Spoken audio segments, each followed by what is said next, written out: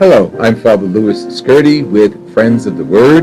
Part of our ministry of the weekday word is this. We meet, Bob and I today. Bob Shanahan is a guest of mine today. But we meet periodically.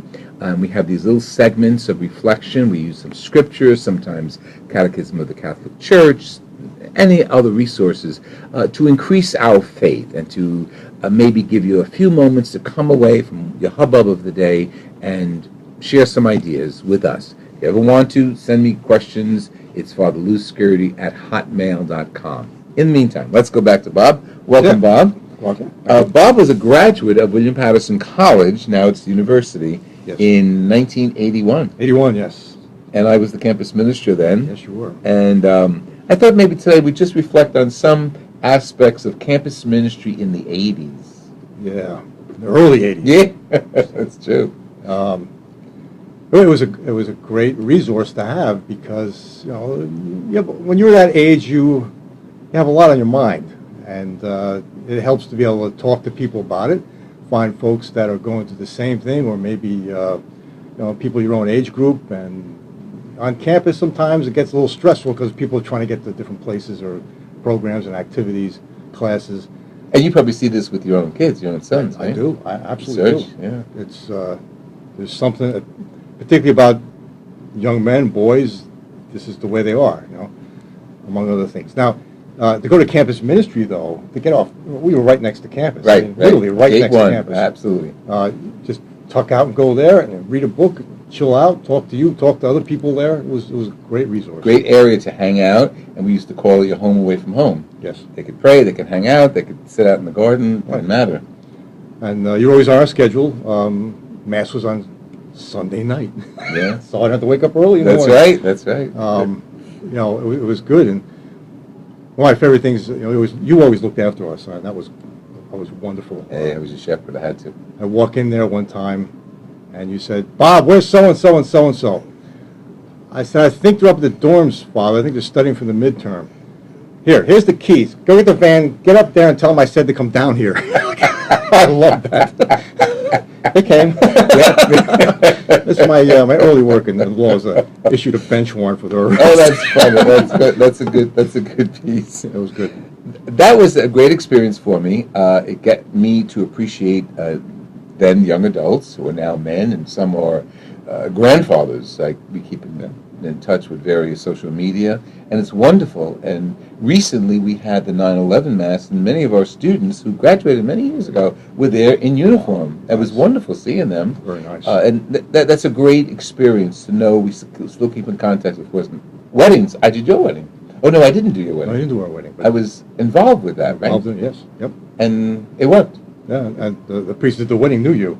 Of course. I probably don't know him, but he knew me. Before we continue, I always like to use a piece of scripture. And today I chose something from Mark.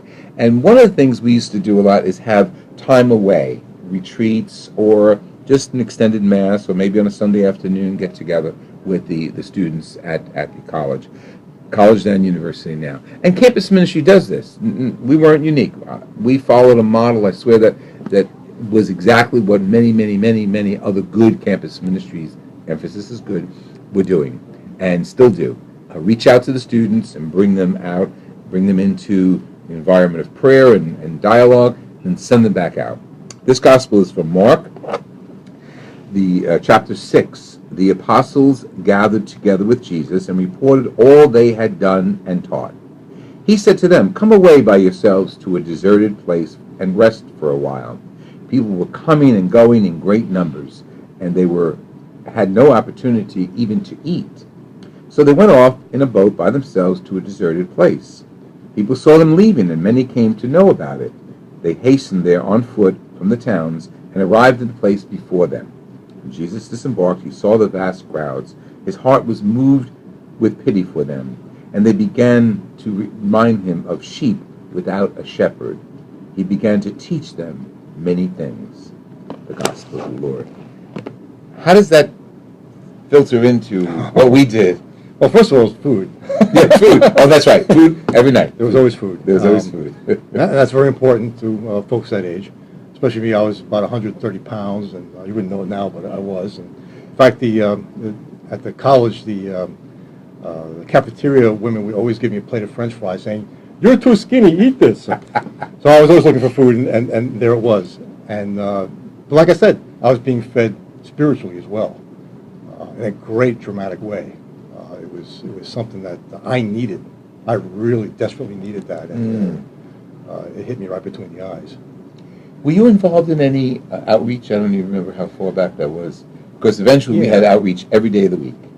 That wasn't the case. We had some outreach. It wasn't as dramatic as you did later years. It was beginning, yes. But that's an incredible thing. You know, I always say it's to put food aside for collection, give to the needy is great. Clothes to needy is great. But if you get an opportunity to actually see those people and give them the food yourself or minister to them yourself, that's tremendous. That's really what it's about. I still work with the football team. Every year around Thanksgiving, they collect food, and then at Christmas they collect toys. And Coach Florio, who I'll have on the show, I'm sure, in the future, said, "Father, what I'd like to do is have these guys see where the food goes, see where the toys will go." Perfect. I called Catholic Charities. We went down a few truckloads of toys and buses and everything. They were so moved, and it was real. Just that, it was real. Yes. Again, they came back and taught me what they experienced. They shared all the things they saw and did. Really, really important. So outreach has always been so significant for campus ministry. And young men and women need that experience. Yes. Okay. It's something that's invaluable to their later, the internal code that they build. Yeah. I love Jesus. I'm a priest, so I mean, maybe that doesn't necessarily carry, but I do love him and do his work. But I take the approach of Jesus in the street. I mean, I think it's more important for the priest to be available in the street, on campus in this case, and not expect students to come to the chapel. Okay, even after we built the chapel. Yes. To have exposition of the Blessed Sacrament, great as a conclusion of a retreat or reflection evening. But to have that as your program, I'm sorry, I love Jesus dearly, the Blessed Sacrament, most holy, but what are you doing? That's what made you attractive to us, because we knew that you were the real deal. Okay, you were with us on the campus. We could see you all the time there, and you were doing things, raising funds or food for this purpose, or visiting folks in the nursing home, Ava's Kitchen. You were the real deal. And that's very attractive, because we need to see that. You know, we don't get to see that often. That's interesting. You know? That's good to hear. As we wind down this interview, did any of that experience at William Patterson go into your grad work and your legal profession? Absolutely. When I left here in '81, I had the fire burning inside of me, you know, and I met my wife at the time. We started dating, and she would come to Mass on. She didn't go to William Patterson. She would come too. I remember. Right? And her parents came one time too. And it was something that Mary and I, even to this day, we carry with us. That's great. You know, we join other parishes and we get involved, and we do things there because we took the torch that came out of campus ministry and we carry it with us. Wow. You know, and to this day, and in my practice, you know, it's there. You know, as anyone with any type of work in the outside world, you know, you have to be careful, particularly in this day and age. There's so many ways of things being flashing and temptations, and get that almighty dollar, and you have to be careful what you do. You know, you have to turn your profession into doing good works that Christ wants us to be, the way He wants us to be. And that's the practice you've maintained. Yes, I've made mistakes, but I walk the walk. I try to. You know. Thank you. This has been Father Louis Scurti with Bob Shanahan, attorney and graduate of William Patterson College. We thank you for joining us on this weekday Word as part of our ministry, Friends of the Word. God bless you. I'd like to hear from you.